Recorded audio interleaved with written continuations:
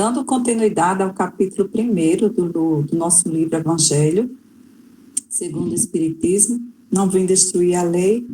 Hoje nós vamos estudar o item 8, né? Que trata da aliança da ciência e da religião.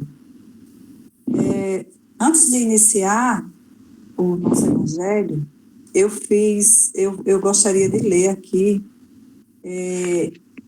o item 54 do capítulo 1 da Gênese, onde ele diz o seguinte: nenhuma ciência existe que haja saído prontinha do cérebro de um homem. Todas, sem exceção, são frutos de observações sucessivas, apoiadas em observações precedentes, como sobre um ponto conhecido para chegar ao desconhecido. Foi assim que os espíritos procederam com relação ao espiritismo. Daí o ser gradativo, daí a ser gradativo o ensino que ministram, pois eles não enfrentam as questões, senão à medida que os princípios sobre que hajam de apoiar-se estejam suficientemente elaborados e amadurecidos à opinião para os assimilar. Continuando, mais embaixo ele diz que há, todavia, capital diferença entre a marcha do espiritismo e a das ciências. A de que estas não atingiram o ponto que alcançaram, senão após longos intervalos, ao passo que alguns anos bastaram ao espiritismo, quando não a galgar o ponto culminante, pelo menos a recolher uma soma de observações bem grande para formar uma doutrina. Né? Então, aqui ele fala sobre a evolução do espiritismo, né? Com relação à ciência, né? Que a ciência, ela precisou de muito tempo, né? A ciência, ela precisa de muito tempo, né? Para ela começar a se desenvolver, e enquanto que o espiritismo, ele teve um desenvolvimento rápido, né? Decorre esse fato de ser inumerável a multidão de espíritos que, por vontade de Deus, se manifestaram simultaneamente, trazendo cada um o contingente de seus conhecimentos. Resultou daí que todas as partes da doutrina, em vez de serem elaboradas sucessivamente durante vários séculos, o foram quase ao mesmo tempo, em alguns anos apenas, e que bastou reuni-las para que se estruturassem um todo. Quis Deus que fosse assim, primeiro, para que o edifício mais rapidamente chegasse à conclusão. Em seguida, para que se pudesse, por meio da comparação, conseguir uma verificação, e bem dizer, imediata e permanente, da universalidade do ensino, pois nenhum de suas partes tem valor nem autoridade, a não ser pela sua conexão com o conjunto, devendo todas harmonizar-se, achando cada uma o devido lugar e vindo cada uma na hora oportuna. Depois a gente vai voltar aqui para o livro da Gênese, e vamos voltar agora para o nosso livro do Evangelho segundo o Espiritismo. Então, minha gente, o item 8, ele começa assim: a ciência e a religião são as duas alavancas da inteligência humana. Uma revela as leis do mundo material e a outra as do mundo moral. Ambas, porém, têm o mesmo princípio, que é Deus. Não podem se contradizer, né? Então, gente, a ciência e a religião, elas deveriam andar juntas, né? Não separadas, mas juntas, para que possam contribuir para o desenvolvimento do ser humano.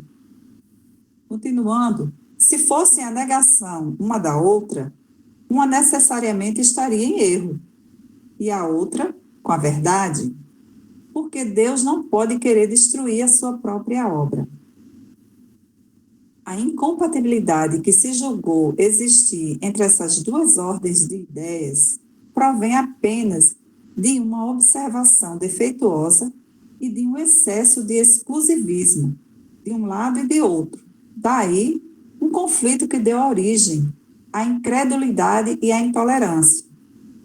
Ou seja, a ciência ela definiu seu campo de ação como sendo apenas os fatos materiais, né?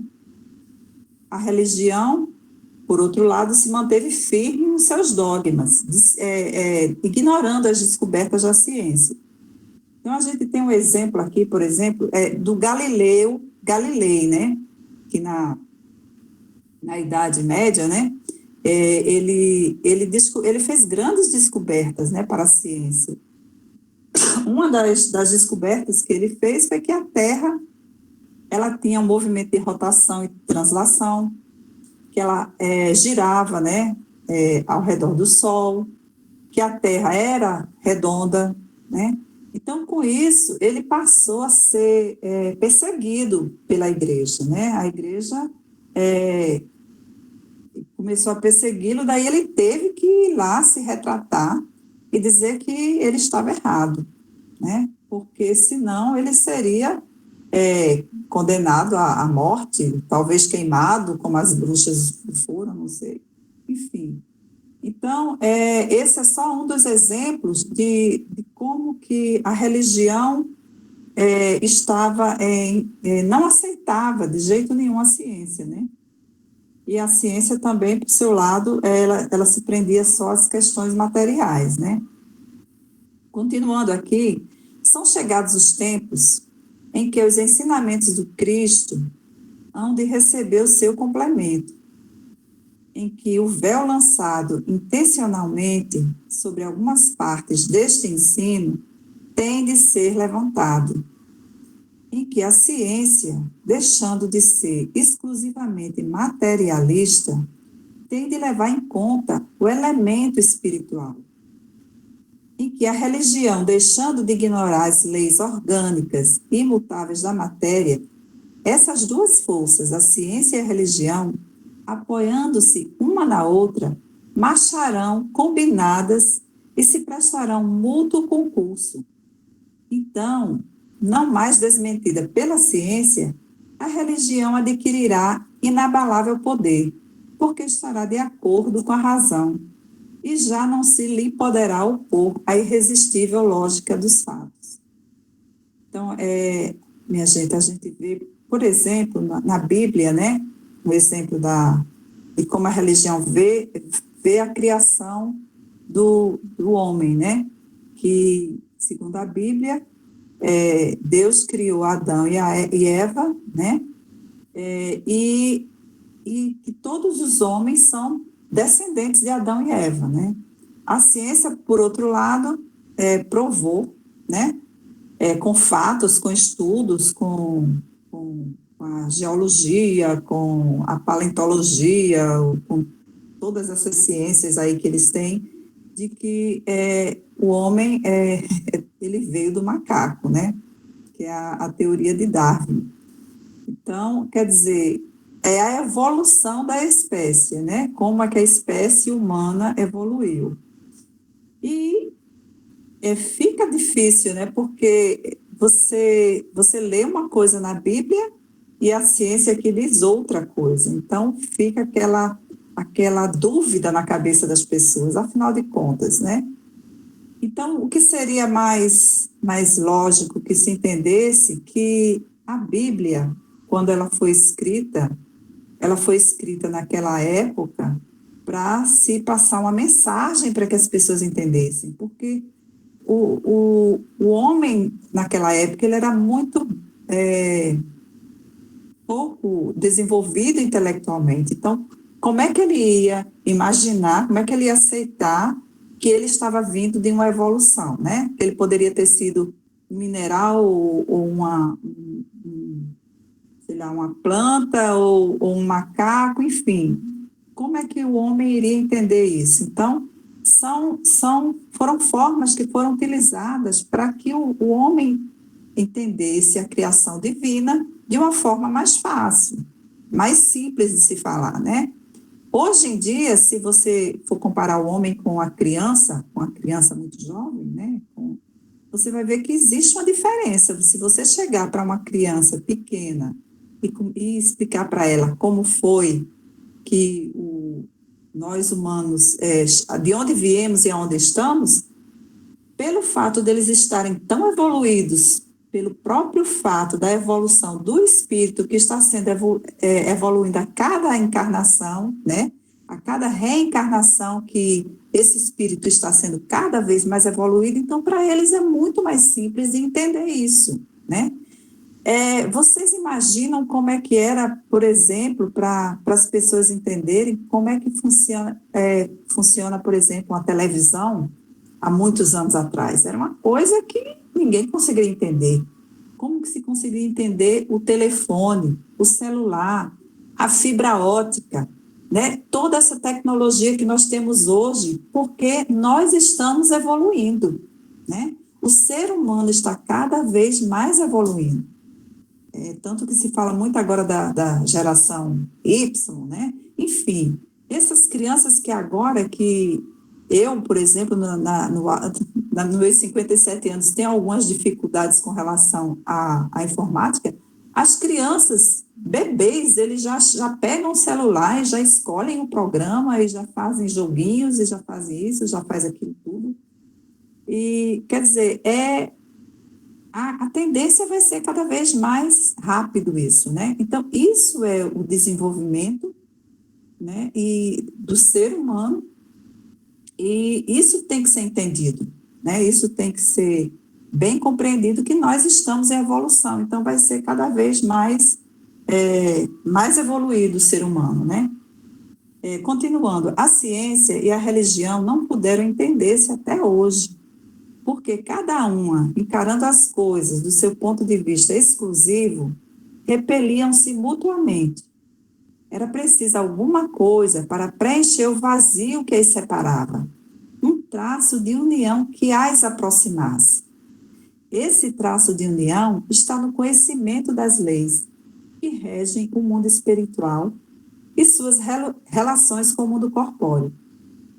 Essas leis são tão imutáveis quanto as que regem os movimentos dos astros e a existência dos seres. Uma vez constatadas pela experiência essas relações, faz-se uma nova luz. A fé dirigiu-se à razão. A razão nada encontrou de ilógico na fé, e o materialismo foi vencido. Mas nisso, como em todas as coisas, há pessoas que ficam atrás, até serem arrastadas pelo movimento geral que as esmaga, se tentam resistir-lhes em vez de o acompanharem, né? Então, é essa tendência, a gente tem que evoluir junto com a ciência, né? Porque senão nós vamos ser arrastados, vamos ser esmagados mesmo, porque essa a grande tendência, né? Essa é a evolução da espécie mesmo, né? A evolução do espírito. É toda uma revolução moral que neste momento se opera e trabalha os espíritos. Após uma elaboração que durou mais de 18 séculos, chega a ela a sua plena realização e vai marcar uma nova era para a humanidade. As consequências dessa revolução são fáceis de prever. Deve produzir inevitáveis modificações nas relações sociais, às quais ninguém terá força para se opor, porque estão nos desígnios de Deus e resultam da lei do progresso, que é uma lei de Deus. E agora vamos voltar para a Gênese, o capítulo 1, item 55, onde eles dizem isso aqui. O Kardec fala: as descobertas que a ciência realiza, longe de o rebaixarem, glorificam a Deus. Então, essas descobertas, eles glorificam a Deus, né? Porque a gente vê que tudo é a permissão de Deus que nos dá. Unicamente destroem os que os homens edificaram sobre as falsas ideias que formaram de Deus. E mais na frente ele fala também que o espiritismo assimilará sempre todas as doutrinas progressivas, de qualquer ordem que sejam, desde que hajam assumido o estado de verdades práticas e abandonado o domínio da utopia, sem o que o espiritismo se suicidaria. Continuando, ele diz: caminhando de par com o progresso, o espiritismo jamais será ultrapassado, porque, se novas descobertas lhe demonstrassem estar em erro acerca de um ponto qualquer, ele se modificaria nesse ponto. Se uma verdade nova se revelar, ele aceitará. É isso aí, meus irmãos. E continuando, só para a gente ver, eu procurei aqui na internet e encontrei os avanços da ciência que se aproximam da religião, né? Então, os sinais de aproximação entre a ciência e a religião são muito claros, e basta repassar o que tem sido publicado nas revistas científicas para ver que um volume expressivo de pesquisas e trabalhos em diferentes setores da ciência tem abonado ideias e valores geralmente vinculados a religiões ou por ela defendidas. Eis a seguir pequena amostra desses trabalhos, todos eles publicados pela grande imprensa nos últimos 10 anos, conforme indicam as referências apostas no final de cada tópico.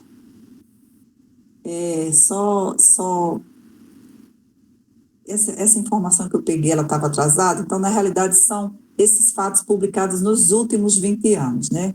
Com certeza vai ter coisa mais recente, mas foi isso aqui que eu colhi. Então, um estudo realizado com 232 pacientes operados do coração na Dartmouth Medical School mostrou um percentual de cura dos pacientes religiosos 3 vezes superior aos dos que não manifestavam interesse pela religião. Outra pesquisa realizada em Carolina do Norte, no Hospital de Carolina do Norte, demonstrou que a depressão e as doenças físicas têm incidência menor em pessoas que frequentam regularmente a uma igreja. Isso foi publicado em fevereiro de 97. Segundo a pesquisa, o afeto, o carinho, o toque no bebê pode programar psicologicamente seu cérebro para responder ao estresse da sua vida futura. Quem o diz são os cientistas da Universidade McGill de Montreal, no Canadá. Pesquisa publicada em outubro de 97. Uma terceira pesquisa realizada com 50 estudantes de direito dos Estados Unidos, conduzida por Suzanne Sejerston, da Universidade de Kentucky, revela que o otimismo pode fortalecer o sistema imunológico ou, pelo menos, reduzir o efeito dos estresses. Isso foi publicado em julho de 98. Uma outra. A principal causa de agressividade das crianças, segundo o pesquisador americano Robert Bloom, da Universidade de Minnesota, é a falta de amor. Bloom baseia essa conclusão numa pesquisa feita com 12 mil meninos, a pedido da Clínica Mayo e apoiado pelos psicanalistas Fritz Hedel e David Weinemann, em junho de 1999. Outra publicação, o neurocientista americano Gerald Edelman, Prêmio Nobel de Imunobiologia em 1972, diz que o comportamento violento dos adolescentes criminosos resulta de suas vivências quando bebê e até mesmo quando era um simples feto. Segundo ele, tais vivências ficam arquivadas no corpo como uma memória inconsciente que vai atuar pelo resto da vida do indivíduo. Pesquisa de dezembro de 99. E mais uma realizada pela Universidade de Texas, revela que as pessoas que praticam a religião apresentam melhores condições de saúde. Vários são os motivos. Os fiéis tendem a se afastar das drogas e das atividades que põem em risco a sua saúde, e têm uma maior autoestima e um círculo de amizades com o qual possui afinidades, o que, segundo o estudo, ajuda a prevenir doenças de fundo emocional. É uma pesquisa de janeiro de 2000.